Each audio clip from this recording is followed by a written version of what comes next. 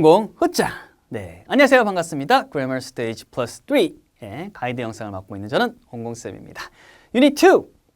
He made me a cake. 자, 우리 친구들한테 이제 이런 거 해석을 시켜보면 돼요. He made me a cake 하면 잘하는 친구들도 있겠죠. 그는 나에게 케이크를 만들어 줬다라고 얘를 이제 만들어 줬다라고 이제 해석하는 친구도 있을 것이고, 어떤 친구는 그는 나를 만들었다? 뭐지? 케이크? 물음표? 이렇게 되는 친구들도 있을 것 같습니다. 그래서 이건 사실 이거죠. 그는 만들었다. 쪼물딱쪼물딱 만들어서 나라는 사람한테 케이크를 이렇게, 케이크 불도 붙여야지 이렇게. 케이크를 이렇게 해줬다. 이런 식으로 그림을 그려준다면 좀 더 이해를 잘하는 친구들도 있습니다. 네. 그래서 이번 시간에는 방금 나에게 케이크를, 아까 이제 사람 그리고 케이크 줬잖아요. 그죠? 그런 것처럼 누구에게 무엇을 뭐뭐 해준다, 만들어준다, 선물해준다, 가르쳐준다, 말해준다 와 같은 것들을 하는 어떤 문형. 이걸 이제 한국에서는 이제 보통 이제 가르칠 때 사형식이라고 하고요. 나아가서 이제 우리 가장 학생들이 어려워하는 게 바로 이겁니다. 이제 오형식이라고 하거든요. 무엇을까지 나왔는데 무엇을 이 목적어가 그 다음에 어떤 상태를 나타낼 때 얘에 대한 보충어를 쓰는 경우, 그래서 목적어에 대한 보충어 나오는 경우 이게 이제 오형식이라고 합니다. 이게 네 마디다 보니까 둘 다 헷갈리는 경우 있어요. 그거를 이제 의미로 풀어나가도록 해줘야 되는 겁니다. 첫 번째, 자 이렇게 누구에게 간접 목적어죠. 무엇을 직접 목적어입니다. 얘를 이제 보통은 준다라는 것. 이제 우리 한국에서는 보통 이제 이런 것들 이제 수요동사라고 보통 표현합니다. 중간에 오는 거. 자, 그다음에 자 볼게요. 요 동사들 있죠, 그죠?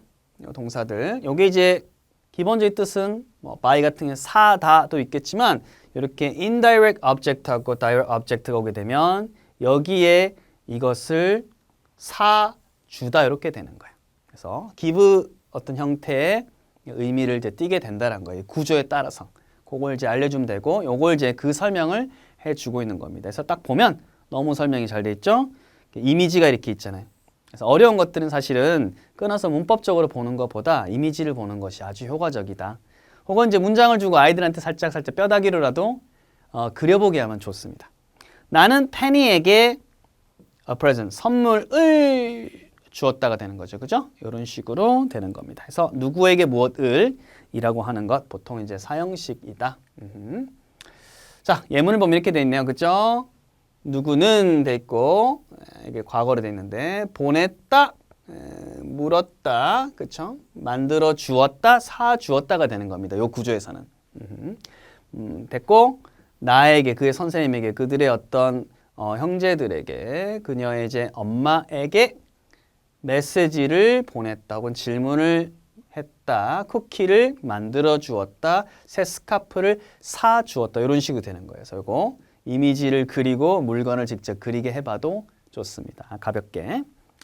하여튼 그 구조를 이해하는 게 좋고요. 자, 문제는 이제 이거죠. 이제 오형식. 사실 이거는 이 설명이 너무 좋아요. 목적어에 대해서 더 정보를 주는 겁니다. 목적어. 그래서 사실 많이 있는데 바로 아래를 바로 보면 나는 그 책이 boring하다. 즉 내가 boring, 지루한 게 아니라 그 책이 보니까 어이구 재미없네. 재미없는, 즉 지루한 그 책이 이렇다는 거잖아요. 그죠? 라는 것을 내가 발견했다는 거예요. 읽다 보니까 와 진짜 재미없네. 이런 거죠. 그래서 이 책이 이렇다는 거죠. 그 다음 볼게요. I call my nephew cutie pie 됐습니다. 그래서 내 nephew를 뭐라고? cutie pie라고. 얘가 이런 cutie pie인 거지 내가 cutie pie인 건 아니잖아요. 그죠? 네, 귀엽네.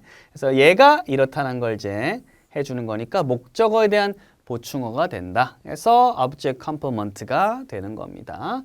자, 그래서 이게 형용사 혹은 이제 명사가 온다는 거죠. 이렇게 boring 같은 형용사 혹은 cutie pie 같은 이제 명사 이렇게 이제 오더라. 그래서 아래 예문이 있죠, 그죠? 자, 보면 이게 사형식하고 사실 어떻게 마디 수는 똑같지만, 그렇죠? 사형식은 누구에게 무엇을 주다가 되니까 사실은 내가 메시지, 선생님이 질문, 심지어 내 형제들이 쿠키다 말이 안 되잖아요, 그죠? 달라요. 얘는 내가 행복한 거죠, 그죠? 내 차를 어떻게 차가 따뜻한 거잖아요. 그 이슈가 urgent, 긴급하다.